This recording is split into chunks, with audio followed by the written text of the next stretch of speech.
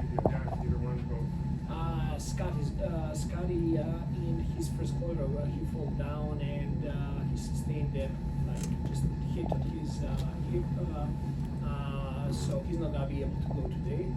He's out, and Yak is back on a minute restriction. Yes. Last night, there's a number of plays where you guys really hit the floor hard. Coach had a great play.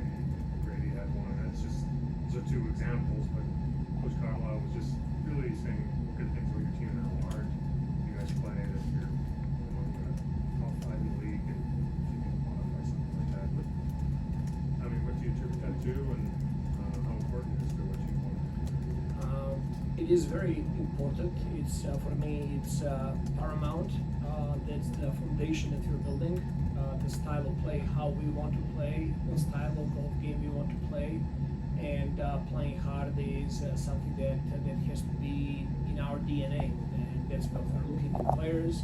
That's what we're looking at coaches. That's what we're looking like to get that fight and the resiliency. That's extremely important for us.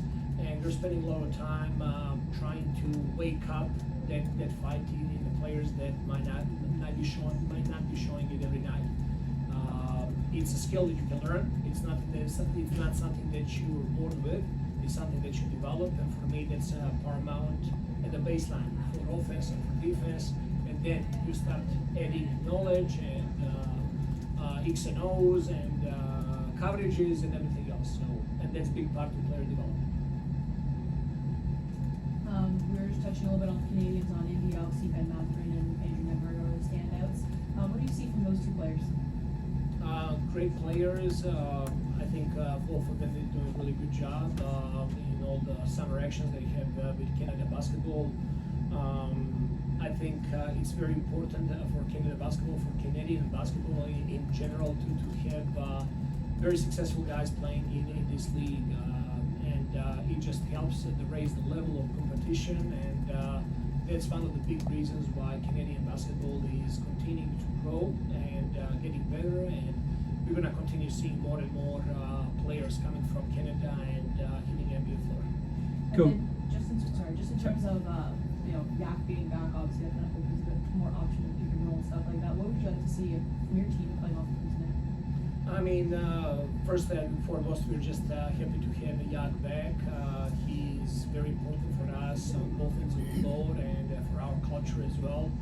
You know, we had a team meeting this morning watching film, and after that I saw Yak talking to 3 different players and watching film with them individually and helping them.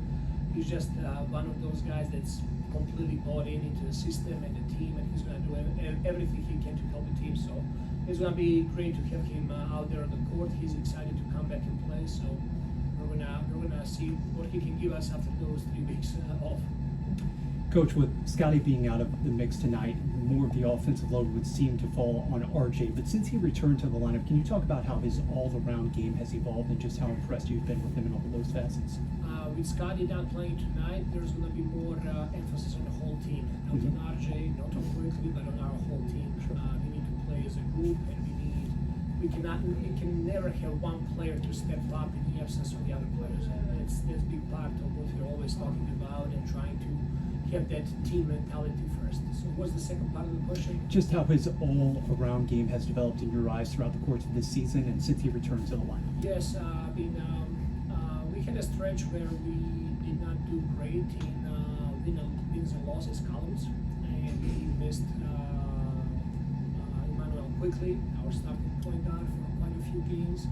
And we used that time to put the ball in the hands of Scottie Barnes as a point guard and RJ Barrett as a point guard. And it was tested, but it was an amazing experience for both of them. And I really think that they really grow up from that moment. I see much more confidence now when RJ is bringing the ball, naturally he rebounds the ball, that his decision making. He's more comfortable. I'm more comfortable as a coach to put the ball in his hands and knowing that he's going to try to make the right decision there. So on that part of the floor, I think he's playing very unselfishly, very team-oriented, and also he's the guy that he can touch the floor anytime he wants. He gets to the free throw line quite a bit. And defensively, I'm seeing a lot of strides there. First and foremost, in the fight that he brings and energy that he brings on defensive end. So we're really excited about his development this year.